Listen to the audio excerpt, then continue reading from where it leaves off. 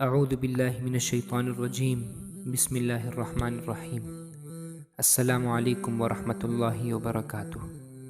امید ہے تمام حضرات خیر و عافیت سے ہوں گے۔ دوستو، آج کے ہمارے اس واقعے کا موضوع ہے بے صبری کا نتیجہ۔ واقعہ منقول ہے کہ ایک غلام جو ایک ایسے مالک کے پاس رہتا تھا کہ وہ مالک خود تو میدے کی روٹی کھاتا مگر اس غلام کو بھوسا کھلاتا تھا۔ یہ بات اس غلام کو ناپسند گزری اور اس نے بیچنے کا مطالبہ کیا۔ بس اس غلام کو بیچ دیا گیا اور اسے ایک ایسے مالک نے خریدا جو خود تو بھوسا کھایا کرتا تھا لیکن اس غلام کو بھوکا رکھتا تھا۔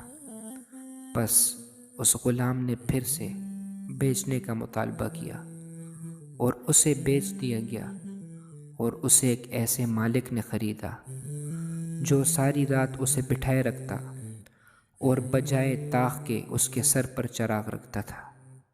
لیکن وہ غلام اس حال میں راضی ہو گیا اور ایک مرتبہ اس سے غلام فروش نے کہا، کس وجہ سے تو اس مالک کے پاس اتنی مدت اس حال میں راضی رہا؟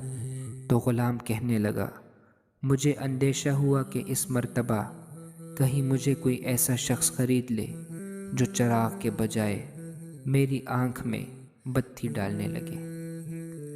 دوستوں، قناعت اور صبر ایک ایسی صفت ہے جس سے اگر انسان متصف ہو جائے تو حرص جیسی بری خصلت اس کے اندر سے ختم ہو جائے گی، اور یہی صفت انسان کو ہر اس چیز پر راضی رکھتی ہے جو خدا کے فضل و کرم سے اسے ملے۔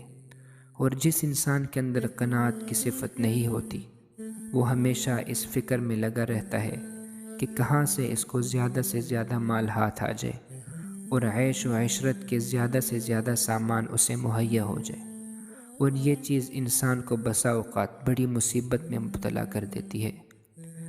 درس مذکور میں عدم قناعت کے نقصان کو بیان کیا گیا ہے کہ اگر غلام بیچنے آٹے ہی پر قناعت کر لیتا تو ان مصیبتوں میں مبتلا نہ ہوتا جن سے وہ دوچار ہوا۔